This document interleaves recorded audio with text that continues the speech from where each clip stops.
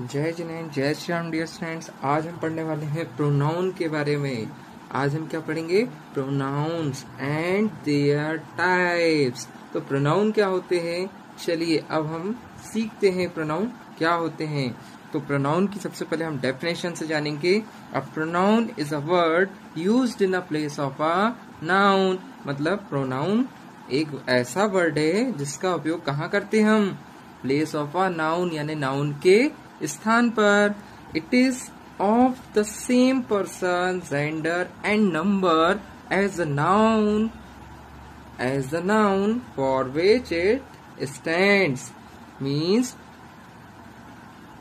इसका same person, gender और number, ठीक है, जो नाउन के लिए स्टैंड होता है उस स्थान पर हम प्रोनाउन का यूज करेंगे। अब हम इसको एग्जाम्पल से समझेंगे। जैसे example, Shivan is a brilliant boy, he is the favourite student of all the teachers, all of them admire him. It means यदि मैं शिवन और यहाँ पे ही जो लिखा है इसकी जगह भी अगर मैं शिवन बोलूँ कि Shivan is a brilliant boy, Shivan एक ब्रिलियंट बॉय है, and Shivan is a favourite student of all the teachers. Means Shivan क्या है? फेवरेट स्टूडेंट है किसका? ऑल द टीचर्स, यानी सभी शिक्षकों का। All of them admire him. Means मैं आपको ये समझाना चाह रहा हूँ कि जैसे ये शिवन, शिवन क्या है? एक नाउन है। किसी का नाम क्या होता है? नाम जो होता है वो हमारा नाउन कहलाता है ना। अभी हमने इससे पहले नाउन की वीडियोस में देखा। अब नाउन तो ये है, बट हमें क्या करना होता है? सेकेंड टाइम हमें नाउन को रिपीट नहीं करना होता है। जब हम नाउन को रिपीटेशन को अवॉइड करते हैं तो उसकी प्लेस पे हम क्या करते हैं? प्रोनाउन का यूज करते हैं।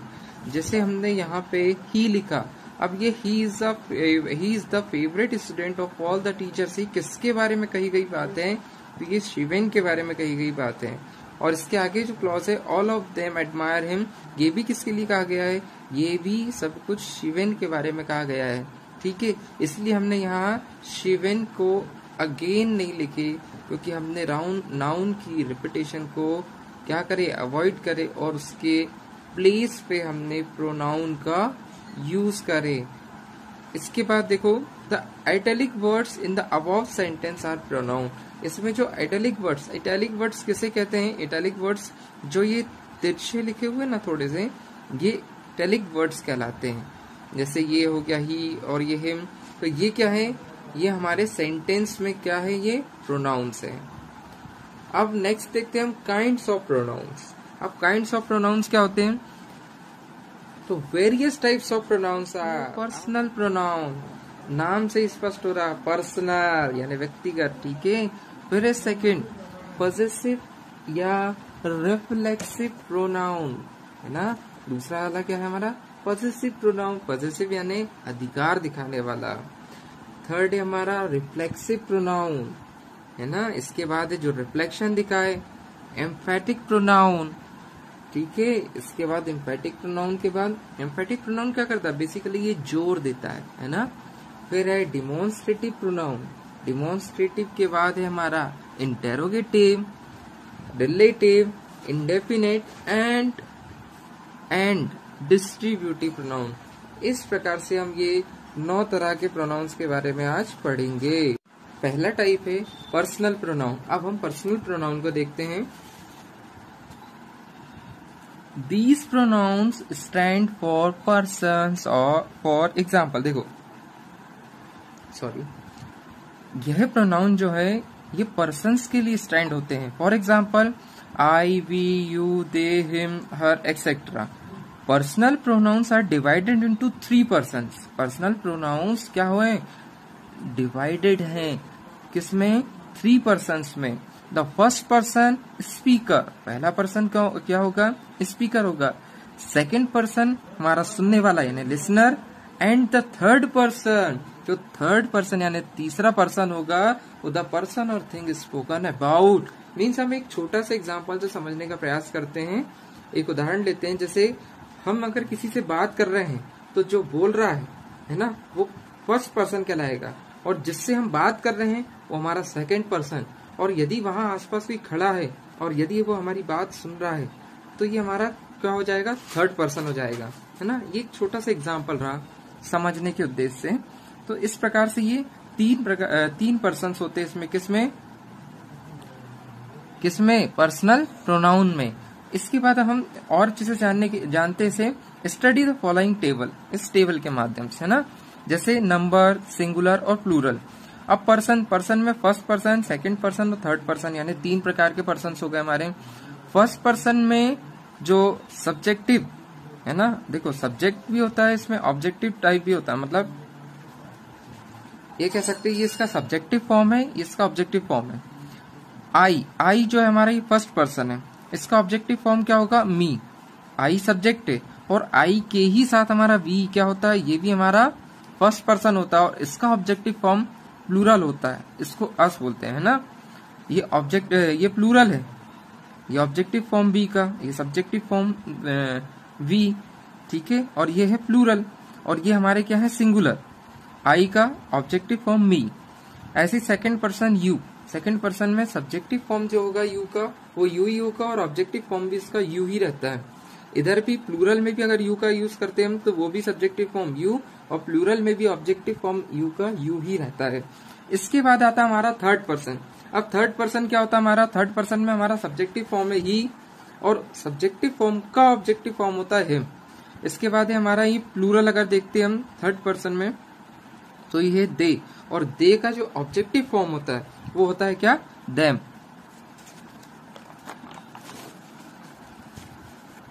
नेक्स्ट अब हम देखते हैं क्या इसमें जो 2 और बचे हमारे, जैसे शी क्या है हमारा, ये सब्जेक्टिव फॉर्म है और इसका ऑब्जेक्टिव फॉर्म होता है हर।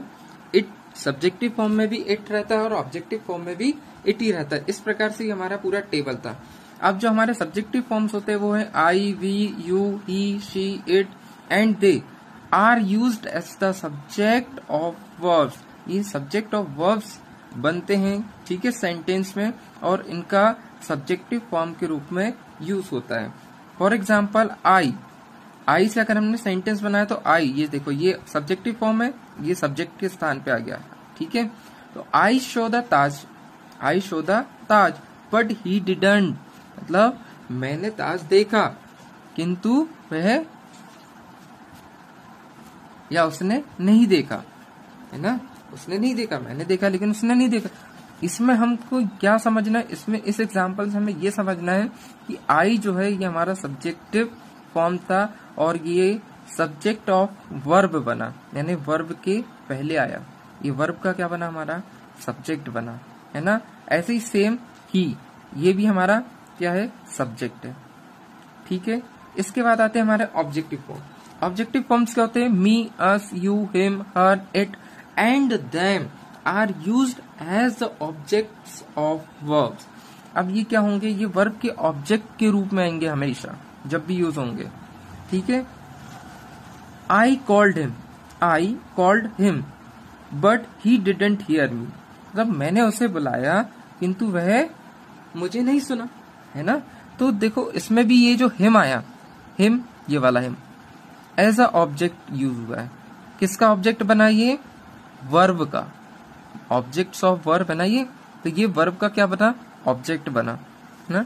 We use the objective form of pronouns after is, am, are, was and were.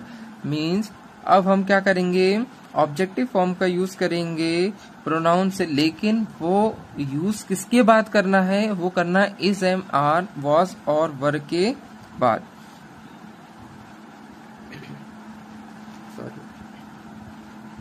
For example who is it, देखो इट का सब्जेक्टिव फॉर्म भी इज इट ही होता है और ऑब्जेक्टिव फॉर्म भी इट होता है, और ये इज के जस्ट बाद यूज हुआ है, ठीक है। मतलब ये जो इज है, देखो हमें प्रोनाउन का तो करना है, ऑब्जेक्टिव फॉर्म का हमें यूज करना है, किसका, ऑब्जेक्टिव फॉर्म का, और वो भी कौन से, प्रोनाउन के ऑब्जेक्टिव फॉर्म का, लेकिन किसके बाद, इज, एम, आर, वॉज, वर के बाद। तो ये इज के बाद जो ऑब्जेक्टिव फॉर्म आया ना, इट, ये रहा, ठीक है। ये इसका ऑब्जेक्टिव फॉर्म हमने भी पढ़ा था ना टेबल में, ये वही है। इसके बाद इसका आंसर जैसे हु इज इट, इसका आंसर हमने दिया इट्स मी, ठीक है। तो ये मी भी क्या है, ऑब्जेक्टिव फॉर्म है, और ये किसके बाद यूज हुआ, इट इज के बाद। यानी इज, यहाँ पे एक वर्ब है इज, जिसे हमने इट्स लिखा हुआ है। Next we use the objective form in comparison also. अब हम क्या कर सकते हैं, ऑब्जेक्टिव फॉर्म का भी यूज कर सकते हैं किसमें, कंपैरिजन में। जैसे he is older than me, he is older than me, वह मुझसे क्या है, कैसा है, बड़ा है, ठीक है।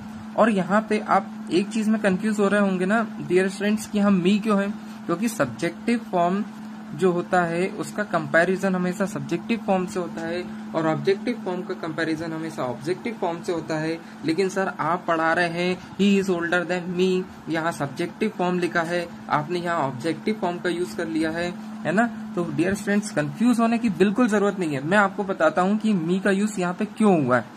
यहाँ पे मी का यूज इसलिए हुआ है क्योंकि ये एक इनफॉर्मल वे में बोला गया सेंटेंस है। यदि यही फॉर्मल वे में बोला जाएगा तो इस प्रकार से होगा, इनफॉर्मल वे में बोला जाएगा तो यहाँ पे आप ऑब्जेक्टिव केस का भी यूज यहाँ पे कर सकते हो, ठीक है। बोलने वाली भाषा और लिखने वाली भाषा में थोड़ा बहुत अंतर आता ही है ना, थोड़ा सा अलग रहता है।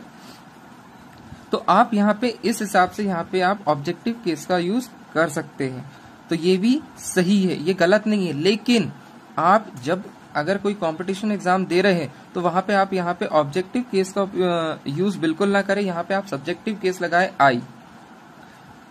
ये केवल इनफॉर्मल वे में सही है, लेकिन अगर आप इसको कंपटीशन एग्जाम दे रहे हैं और अगर आपने वहां मी लिखा तो वहां पे आपका ये सेंटेंस रॉन्ग हो जाएगा। आपको यहाँ पे आई का ही यूज करना होगा। इसी को यही वाली जो ग्रामर है इसी को वहां पे सही माना जाता है कंपटीशन एग्जाम में।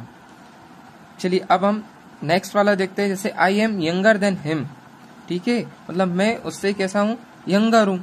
यहाँ पे भी सेम कंडीशन अप्लाई होगी। यहाँ पे भी ऑब्जेक्टिव अगर हमने यूज करे ना ऑब्जेक्टिव केस का तो वो इसीलिए करे क्योंकि इनफॉर्मल वे में हमने यूज करें, फॉर्मल वे में इसका यूज नहीं होता है। Next we can also use the subjective form plus verb for comparison. हम सब्जेक्टिव फॉर्म प्लस वर्ब का भी यूज कर सकते हैं, ठीक है। जैसे he is not as old as I am, जैसे यहाँ पे हुआ है आई और इसी के साथ एम लगा है ना, सब्जेक्टिव फॉर्म प्लस वर्ब ये हमने लिखा यहाँ। यही चीज मैंने अभी आपको समझाया, ये फॉर्मल वे का यूज है, ये इनफॉर्मल वे में यूज हुआ है और ये भी कंपैरिजन के लिए है और ये भी कंपैरिजन के लिए है। जैसे इसमें हमने as old as I am, हमने क्या दिखाया इसमें कि मैं उतना बूढ़ा, वह उतना बूढ़ा नहीं है जितना कि मैं, है ना। वैसे he is older than I am, वह मुझसे बड़ा है। क्या आई और एम यहाँ पे हमने लगाया है सब्जेक्टिव फॉर्म प्लस वर्ब के साथ और ये भी कंपैरिजन का सेंटेंस है। अब मॉडर्न इंग्लिश में क्या हो गया, ये एम का यूज कई बार करते हैं और कई बार इसे नहीं भी करते। दैट मीन्स अगर आप करना चाहो तो कर सकते हो और ना भी लगाया आपने तो भी ये सेंटेंस 100% सही माना जाता है। अब हम क्या करते हैं, इसका एक्सरसाइज करते हैं, प्रैक्टिस पॉज 1। देखते हैं कि अभी तक हमने क्या पढ़ा और कितना सीखा है। जैसे fill in the blanks with the correct personal pronouns from the brackets. First क्या है, रमा एंड। अब इसमें देखो डियर स्टूडेंट्स, इसमें एक कंडीशन और चलती है, एक रूल और चलता है जिसमें आपको 1 2 3 और 2 3 1 का एक रूल चलता है। यदि आप किसी सेंटेंस को नेगेटिव बनाना चाहते हो तो वहां आपको 1 2 3 का रूल फॉलो करना होता है और यदि आप सेंटेंस पॉजिटिव बनाना चाहते हो तो वहां आपको 2 3 1 का रूल को फॉलो करना होता है। ये थोड़ा अपर लेवल है, मैं आपको इसका और अच्छे से सिखाऊंगा, लेकिन वो थोड़ा कब, मैंने आपको बताया था कि मैं आपको 3 लेवल में पढ़ाने वाला हूँ।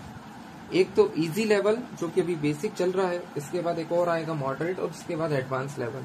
तो मैं इसमें आपको और अच्छे से क्लियर करूंगा, लेकिन अभी आप हाल फिलहाल आप इतना जान लें कि for positive unity singular pronouns के लिए हम 2 3 1 का यूज करते हैं and for negative division plural pronoun के लिए हम 1 2 3 का यूज करते हैं। तो उसी के देखते हुए यहाँ पे रमा एंड, रमा के साथ क्या आएगा, आई आएगा, रमा एंड आई, तो यहाँ पे क्या आ जाएगा, आई। वर प्रेजेंट देयर, मतलब रमा और मैं वहां पे क्या थे, प्रेजेंट थे। लेट क्या है, एक वर्ब है, लेट जो है एक वर्ब है और वर्ब हमेशा क्या करती है, ऑब्जेक्ट लेती है ना। एक जो इंट्रांजिटिव वर्ब होती है हमेशा अपना ऑब्जेक्ट लेती है। अब यहाँ पे लेट है तो लेट के साथ अगर हम वी तो लिख नहीं सकते, क्यों? क्योंकि वर्ब के बाद क्या आता है? ऑब्जेक्ट। इसी वजह से हमने यहाँ पे वी और अस में से अस लिखा। यहाँ पे डू वॉट वी कैन, मतलब हम जो कर सकते हैं वह करे, इसलिए हमने यहाँ लेट के बाद अस इसलिए लिया। और रमा एंड आई हमने क्यों लिखा था? क्योंकि यहाँ पे रमा थर्ड पर्सन है और थर्ड पर्सन के बाद कौन सा पर्सन आता है? फर्स्ट पर्सन आता है, इसलिए हमने रमा के बाद आई लिखा। यहाँ पे इसका ऑब्जेक्टिव फॉर्म नहीं लिखा, हमने यहाँ इसका सब्जेक्टिव फॉर्म का यूज किया। लेकिन वर्ब के बाद हमेशा ऑब्जेक्ट आता है, इस वजह से हमने यहाँ पे लेट के बाद वी ना लिख के, सब्जेक्टिव फॉर्म ना लिख के, हमने इसको ऑब्जेक्टिव फॉर्म लिखा। ये आई होप डियर स्टूडेंट्स आपको क्लियर हो गया होगा, दोनों हमने आई और अस का जो यूज है वो क्यों किया। थर्ड वाला सेंटेंस हमारा he is known to you and. अब यू एंड के बाद क्या आएगा? यहाँ आई और मी। तो यहाँ पे क्या है? ये है हमारा क्या? प्रपोजिशन। ठीक है, प्रपोजिशन के बाद हमेशा क्या आता है? ऑब्जेक्ट। तो उसके साथ हमारा एक नहीं दो ऑब्जेक्ट भी आ सकते हैं। ठीक है, तो एक तो यू हो गया, तो दूसरा क्या होगा? दूसरा होगा मी, इसलिए हमने यहाँ पे मी लिखा हुआ है। ठीक है, एक तो आप ये भी देख सकते हो कि ही इज नोन। अब हमारे पास वर्ब आ गई और वर्ब के बाद आने वाला मतलब जो भी आता है वो हमारा क्या होता है? ऑब्जेक्ट कहलाता है, क्योंकि एक सेंटेंस जो बनता है वो सब्जेक्ट, वर्ब और ऑब्जेक्ट से ही बनता है। इसके बाद है नेक्स्ट हमारा the horse stumbled and broke blank leg. अब यहाँ पे क्या आएगा? हर आएगा या इट्स आएगा? तो मैं आपको बता दूं, जो हॉर्स है ये नॉन लिविंग बीइंग कंसिडर किया जाता है इंग्लिश ग्रामर के अंदर, है ना। अब आप साइंस पढ़ोगे तो आपको ये समझ में जाएगा कि भाई ये तो लिविंग बीइंग है और साथ तो नॉन लिविंग बीइंग बोल रहे हैं, लेकिन ये इंग्लिश ग्रामर में नॉन लिविंग बीइंग ही कंसिडर किया जाता है। ठीक है, इसलिए हम यहाँ पे इट्स का यूज करेंगे। इट्स हमने इसलिए यहाँ लिखा। अब ही इज टॉलर देन, अब ही इज टॉलर देन, अभी क्या आएगा? मी आएगा यहाँ पे। क्यों हमने मी लिखा, आई क्यों नहीं लिखा? क्योंकि ये एक इनफॉर्मल वे में हमने यूज किया, इसलिए। I am not so intelligent as he या हिज, क्या आएगा? हिज आएगा या ही आएगा? ही। क्यों? ये फॉर्मल वे में। देखो ये वर्ब है, आप इससे भी अंदाजा लगा सकते हैं कि वर्ब के पहले हमेशा क्या आता है? सब्जेक्ट, इसलिए यहाँ पे क्या आया? सब्जेक्टिव केस आया। ठीक है डियर स्टूडेंट्स, ये समझ में आया? वर्ब के पहले सब्जेक्ट आएगा और वर्ब के बाद क्या आता है? ऑब्जेक्ट आता है। आप ये ट्रिक से भी आप इसे बहुत स्पीडली सॉल्व कर सकते हो। लुक एट द वे, अब यहाँ पे भी वर्ब है तो इससे पहले क्या आना चाहिए? Subjective case. Is talking to her, तो ही और him, he. Have you decided not to help? अब इसमें क्या आएगा? आई आएगा या देम आएगा? मतलब सब्जेक्टिव केस आएगा या ऑब्जेक्टिव केस आएगा? तो कौन सा केस आना चाहिए इसमें? ऑब्जेक्टिव केस आएगा। क्यों आएगा? क्योंकि यहाँ पे वर्ब तो ऑलरेडी है और वर्ब के बाद जो भी आता है या प्रीपोजिशन के बाद जो आता है वो हमेशा ऑब्जेक्टिव केस ही आता है। ठीक है, ये दो चीज हमेशा याद रखना स्टूडेंट्स कि वर्ब के बाद भी ऑब्जेक्ट आता है और प्रीपोजिशन के बाद भी ऑब्जेक्ट आता है। और वर्ब में ट्रांजिटिव वर्ब। अभी हम नेक्स्ट आगे जो पार्ट्स ऑफ स्पीच की सीरीज हमारी चल रही है उसमें आगे अभी हम वर्ब पढ़ेंगे, उसमें हम और डिटेल में जानेंगे कि ट्रांजिटिव वर्ब क्या होती है, इंट्रांजिटिव क्या होती है। नेक्स्ट सेंटेंस देखते हैं अभी हम 9 वाला। You he and blank are going to attend her birthday party, me और आई। अब इसमें क्या भी सब्जेक्टिव केस ही आएगा, आई आएगा। क्यों? क्योंकि यू क्या है हमारा? सेकंड पर्सन, ही हमारा थर्ड पर्सन, इसके बाद क्या आएगा? आई यानी फर्स्ट पर्सन, इसलिए यहाँ पे आई आया। I would like to speak to you, यहाँ पे क्या आएगा? Objective case. ठीक है, इस प्रकार से ये अभी हमने देखा और आई होप डियर स्टूडेंट्स आपका बेसिक इससे बहुत अच्छे से क्लियर हो गया होगा। और यहाँ पे अब आपकी क्लास ये पूरी हुई। इसके बाद हम आगे पढ़ेंगे कल जो इसका सेकेंड टाइप है प्रोनाउन का, पॉजेसिव एंड रिफ्लेक्सिव प्रोनाउन।